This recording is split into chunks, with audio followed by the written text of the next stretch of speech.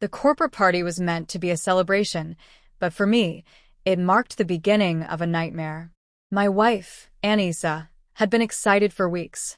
She spared no expense, splurging on an emerald gown, hiring a stylist, and even insisting I wear my sharpest suit.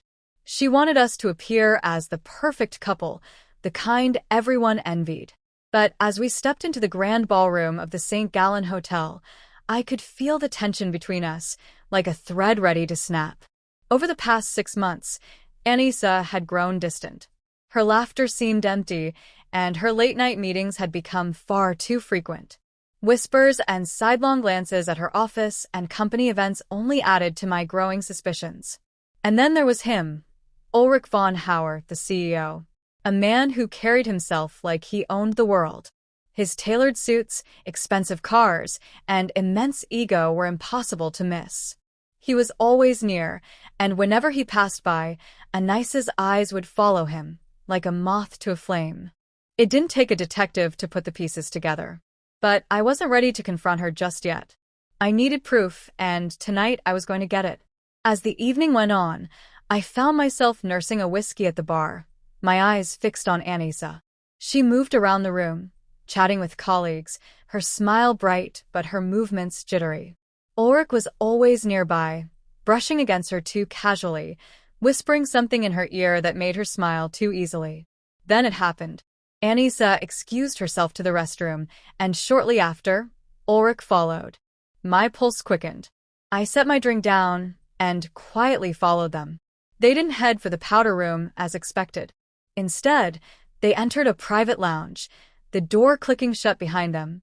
I pressed my ear against the door, my stomach churning as I heard fragments of their conversation. "I'm tired of hiding," Ulrich said, his voice low but confident. "When are you going to tell him?" Anissa hesitated. "Ulrich, you don't understand. Julian isn't stupid. He'll do nothing," Ulrich interrupted with contempt in his voice. "Men like him are spineless. Once I'm done with him, he won't have the means to fight back." My hands clenched into fists, but I stayed quiet. This wasn't the moment to confront them. Not yet. When they finally emerged, Anissa looked flushed, her eyes darting nervously around the room. Ulrich, however, looked pleased, like a predator satisfied with its prey. I returned to the bar, pretending nothing had changed, but my mind was racing. Later that evening, as the party was winding down, Ulrich approached me. He clapped me on the shoulder with a firm, almost possessive grip. "Julian, isn't it?" he said with a smile that didn't reach his eyes. "Anissa speaks highly of you. Says you've been supportive of her career." His tone was dripping with condescension, and I kept my voice neutral. "Her success means everything to me." He leaned in, his words just for me. "You'll need to keep that attitude. From now on, she's mine to control. You'll support her and your worthless life, or I'll make sure you're left with nothing." I stared at him, stunned by his audacity, but before I could respond, he patted my shoulder again and walked away, his laugh echoing in my ears. That night, as Anissa slept beside me, I lay awake, staring at the ceiling. Ulrich thought he could take everything from me, my wife, my dignity, my livelihood, but he had underestimated me. If he wanted a fight, he'd get one. And I would make sure I won. The next morning, I began preparing my retaliation. I reached out to old contacts in the finance world, people who owed me favors.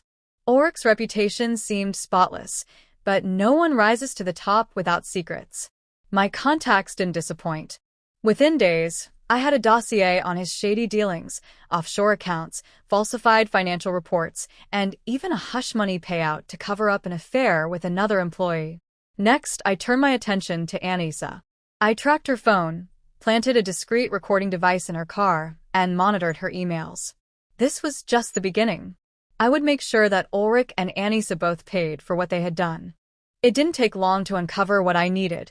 Explicit messages exchanged between her and Ree, detailing their plans to be together. Each word felt like a knife in my heart, but I didn't allow the pain to cloud my focus. This wasn't just about betrayal, it was about justice. With the evidence in hand, I set my plan in motion. Rhee was hosting a high-profile investor gala the following weekend, an event that would determine the future of his company. It was the perfect opportunity for his downfall. I anonymously tipped off a financial journalist about Rhee's offshore accounts and falsified reports, providing the documentation needed to expose him. At the same time, I sent the affair messages to the company's board of directors, ensuring his personal and professional lives would collide in spectacular fashion. On the night of the gala, I arrived with Anna, playing the part of the supportive husband. She seemed on edge, her eyes darting to Rhee every few minutes, but she had no idea what was coming. Halfway through the evening, as Rhee gave a speech about integrity and innovation, the room's energy shifted. Phones buzzed with breaking news alerts, and whispers spread like wildfire. The journalist I'd tipped off had published the expose, complete with damning evidence of Rhee's financial misconduct. The board members in attendance immediately convened an emergency meeting, leaving Rhee stranded on stage. But I wasn't finished yet. As the room descended into chaos, I turned to Anna. "You might want to check your email," I said calmly. She frowned and pulled out her phone. Her face went pale as she read the messages I'd forwarded, her own incriminating words to Rhee. "Julian, she stammered, but I cut her off. "Save it," I said coldly. "You made your choice, Anna. Now you can live with the consequences." By the end of the night, Rhee's career was in ruins. The board voted to remove him as CEO, and the police were waiting to question him about his offshore accounts. Anna, caught in the fallout, was fired for her role in the scandal. Her dreams of a life with Rhee vanished before her eyes. The next day, I filed for divorce, ensuring I retain the majority of our assets. Anna begged for forgiveness, but I was done. She and Rhee had tried to destroy me, but in the end, they were the ones left with nothing. As I walked out of the courthouse, a sense of peace washed over me. Justice had been served, and I had reclaimed my life. Reflecting on it all, I realized that Rhee's arrogance had been his greatest weakness. He thought he could control me, but he had forgotten one simple truth. A man who has nothing left to lose is the most dangerous of all. Thank you for being a part of this journey. If this story moved you, please give the video a thumbs up and consider subscribing to Lauren's Story. I've noticed many of you who enjoy these tales aren't subscribed yet. By subscribing, you're not just following a channel, you're joining a community that values deep, meaningful storytelling. Let's continue exploring these heartfelt journeys together. Don't forget to hit the notification bell so you won't miss our next story.